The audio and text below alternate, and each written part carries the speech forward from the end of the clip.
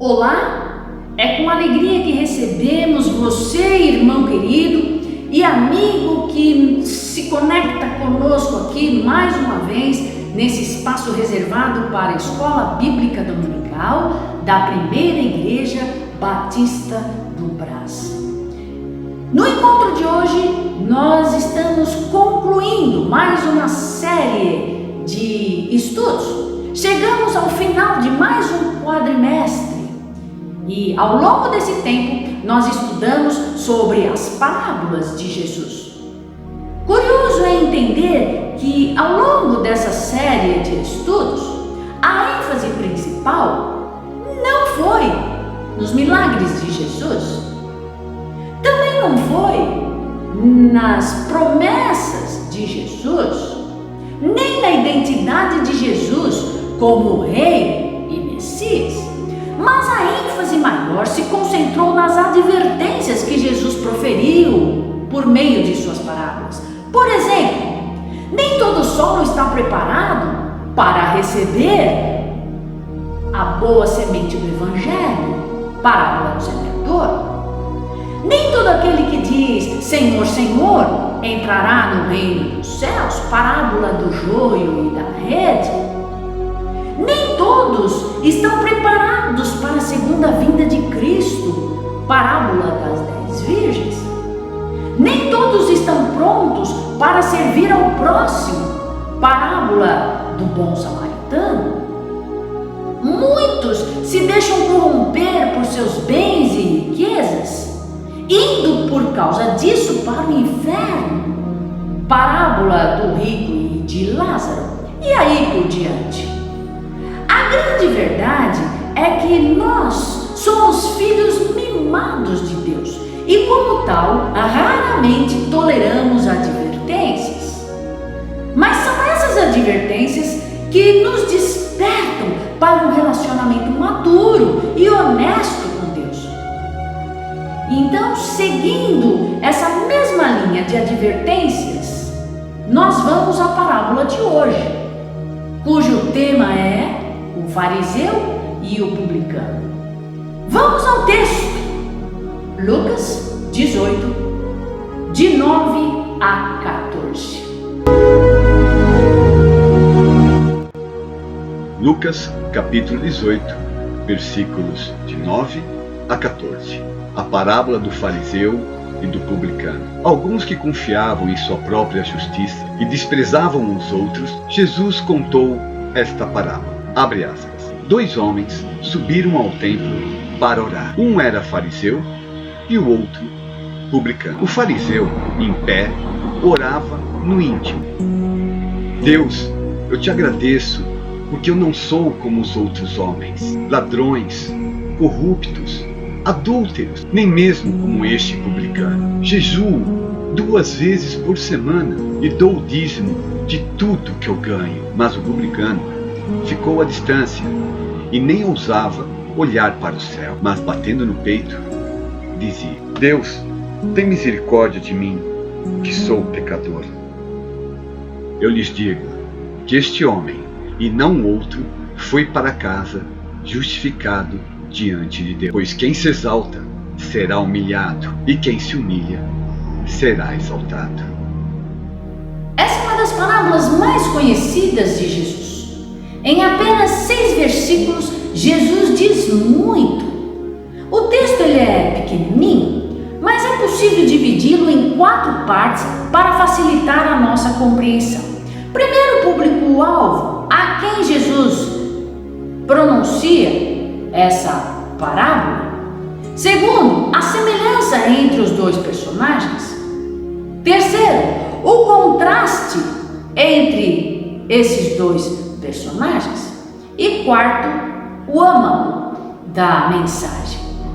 Então vamos ao primeiro tópico, o público-alvo, a quem Jesus estava se dirigindo.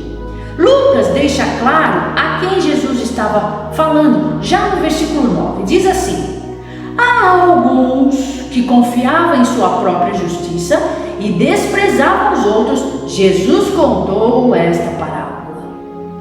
Ora, há alguns que confiavam em si mesmos A alguns é um pronome indefinido. A alguns pode ser qualquer um, quem quer que seja. Ainda que, pelo contexto, Jesus queria divertir os religiosos do seu tempo, esta é uma mensagem voltada para todos. E todos também é um pronome indefinido. Para todos que confiam em sua própria justiça. E isso inclui você e eu. Por isso precisamos de contínuo nos avaliar. Há muitas pessoas que acham que por serem crentes, batizadas, membros de igreja, filhos de crentes, estão quites com Deus. Não é bem assim que funciona. E Jesus vai deixar claro aqui nessa parábola, por princípios dessa parábola, nós vamos entender que ninguém pode justificar-se diante de Deus.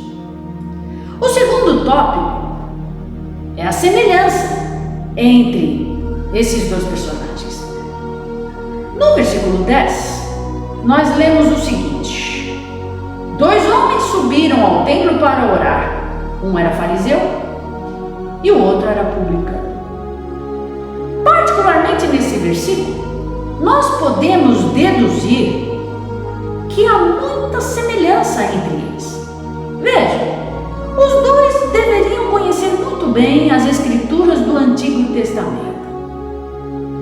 Os dois sabiam da existência de Yahvé, Deus de Abraão, Isaac, Jacó, os patriarcas. Os dois sabiam que Deus havia revelado sua palavra por meio de Davi, de Moisés, dos profetas, e ambos acreditavam no sacerdócio e no sistema sacrificial. Prova disso é que os dois subiram ao templo para orar. Então, havia essa semelhança entre eles. O terceiro tópico é o contraste entre esses dois personagens. Se nós pensarmos em termos de posição social, postura no culto e conteúdo de oração, nós vamos perceber que existia mesmo muito contraste entre os dois. O fariseu era um homem muito admirado pelo povo. Ele era respeitado pela sociedade. Ele vendia um zelo pelas leis, uma aparência de santo tremenda. Mas sabe o que Jesus pensava de um fariseu? Por fora, bela viola, por dentro, pão bolorento. Mas mesmo assim, o povo via no fariseu um homem de exemplo, a ser seguido. A presença de um fariseu num banquete era sinal de status do mais elevado. Nós temos aqui na Bíblia o currículo de um fariseu, só para nós sentirmos quem era o fariseu. E eu me refiro a Saulo, que mais tarde se tornou Paulo. Antes de ser Paulo, um cristão, um bom cristão, ele foi Saulo, um fariseu. Ele dizia dele mesmo, certa ocasião, em defesa do seu apostolado: circuncidado no 8º dia de vida, pertencente ao povo de Israel, à tribo de Benjamim, verdadeiro hebreu, quanto à lei, fariseu, quanto ao zelo, perseguidor da igreja, quanto à justiça que há na lei, irrepreensível. Era assim que um fariseu se achava. Então ele era sinônimo de status. Diferente do publicano, o publicano era um homem odiado pelo povo, totalmente rejeitado, taxado como ladrão, traidor da pátria. Isso porque ele trabalhava como coletor de impostos e ele precisava prestar contas a Roma. Ele ele cobrava dos seus conterrâneos alto custo pelos impostos, mais do que Roma pedia. Ele entregava para Roma anualmente a parte que era de Roma, o restante ele embolsava aquilo e se enriquecia de maneira ilícita. Por isso ele era extremamente odiado pelo povo. Quanto à postura do templo, o fariseu ele se isola de todos os outros adoradores por duas razões. Primeiro, porque ele entendia que não poderia sequer encostar em alguém que não fosse fariseu. E isso poderia comprometer a sua santidade, poderia contaminar, digamos assim, a sua santidade. Então ele se isola dos outros por conta disso, mas também ele busca naquele templo um lugar de destaque. Eu fico pensando que muito provavelmente esse fariseu deva ter ido tão à frente do templo, quase que lá perto do Santo dos Santos. Ali ele poderia ser visto por todos, ouvido por todos. E era a prática de um fariseu, ao orar, erguer os olhos para os céus, erguer as mãos para os céus e falar em alto e bom som, palavras bonitas. Era a prática deles. Diferente do fariseu, o publicano, ele escolhe um lugar também isolado dos outros adoradores, mas não para se contaminar, mas porque já se sentia contaminado. Então, em lado completamente ao altar. Aliás, ele sequer ousa subir um só degrau daquele templo em direção ao altar. Ele prefere ficar à margem, distante, tão longe do altar, quase que às margens do terreno do templo. E ali ele ora. Ele está envergonhado. Ele tem a consciência de que não merece nada de Deus. Ele está angustiado, aflito, desesperado, entristecido. Tanto é verdade que o texto nos traz a informação de que ele batia no peito enquanto orava. Esse gesto de bater no peito enquanto orava é um gesto muito forte. E nós encontramos na literatura extra-bíblica a informação de que esse gesto ele está associado a luto. Veja, no Antigo Testamento não há nenhuma referência quanto a esse tipo de situação. Mas já no Novo Testamento, ele aparece uma única vez quando da morte de Jesus. Quando Jesus morreu, alguns na multidão faziam esse gesto de luto. Por outro lado, o fariseu sabia que o coração era a sede dos sentimentos, a sede dos desejos, a sede dos afetos. Por isso ele faz como se estivesse dando uma surra no coração, e ele entendia que o seu coração o havia traído a vida toda. E quanto ao conteúdo da oração, há contraste também entre os dois. O fariseu era muito arrogante e prepotente. Isso nós percebemos na maneira como ele ora. Ele diz: Deus, eu te agradeço, porque não sou como os outros homens.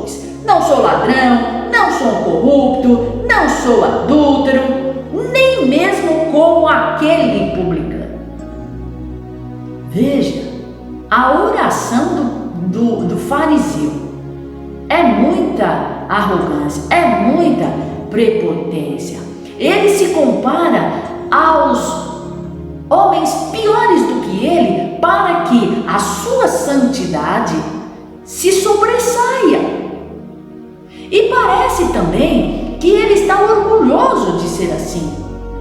E ele sente prazer em elencar o seu zelo pela lei. Veja como ele continua: jejuo 2 vezes por semana. A lei mandava os judeus jejuar uma só vez por ano no tempo da expiação. E ele dizia: eu jejuo 2 vezes por semana, normalmente era de terça e de quinta, e dou o dízimo de tudo quanto ganho, até do tempero que ele usava na comida, ele dava o dízimo. E mais, na oração do fariseu, sequer ele se dirige a Deus. A oração começa dizendo: Deus, eu te agradeço, mas ele coloca o nome de Deus aqui, porque era assim que se começavam as orações. Mas o texto diz que ele orava para si mesmo. Na verdade, ele estava se exaltando na oração dele, e ele queria que todos ouvissem o quanto ele estava bem diante de Deus. E ele nada pede para Deus, mas também, por que haveria de pedir se ele não estava sentindo falta de nada? Esse era o fariseu. E o publicano? Veja o conteúdo da oração do publicano: Deus, tem misericórdia de mim, que sou um pecador. Em outras versões diz: Senhor, sê propício a mim, um pecador. Ele não ora mais nada e se lamenta e faz gestos de humilhação. Sequer ergue os olhos para o céu, cabeça baixa, batendo no peito, ele diz: Deus, tem misericórdia de mim, que sou um pecador. Percebe? A oração dele é tão curtinha porque no fundo ele sabe que não tem nada a oferecer para Deus. Ele sabe que não merece nada de Deus. Por isso, ele prefere seguir pelo caminho da misericórdia. Ele clama desesperadamente por misericórdia. Ele está preocupado com a sua culpa. Ele é um penitente autêntico. Nada tem a oferecer. Essa é a oração do publicano. E por fim, o quarto tópico dessa lição, que é o amão da mensagem, que é o cerne disso tudo que Jesus quer nos comunicar.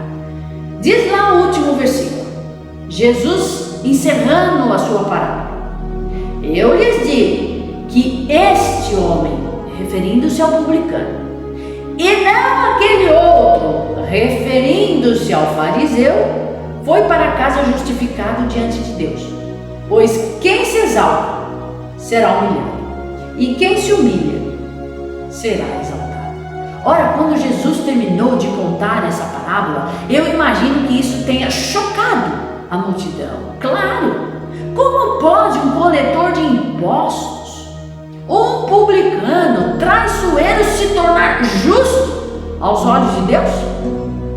A mensagem de Jesus é absolutamente clara. Ele estava ensinando que a justificação ocorre somente pela fé, pois foi o que aconteceu com o publicano.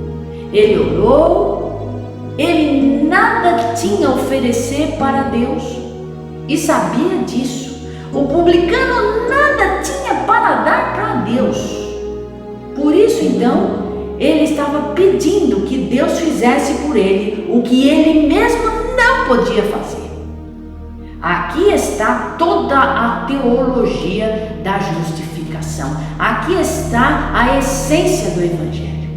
Nós somos justificados quando entendemos que nada em nós mesmos serve para a nossa justificação diante de Deus. É Deus quem nos justifica. Já o fariseu não tinha essa compreensão. O fariseu, ele estava certo.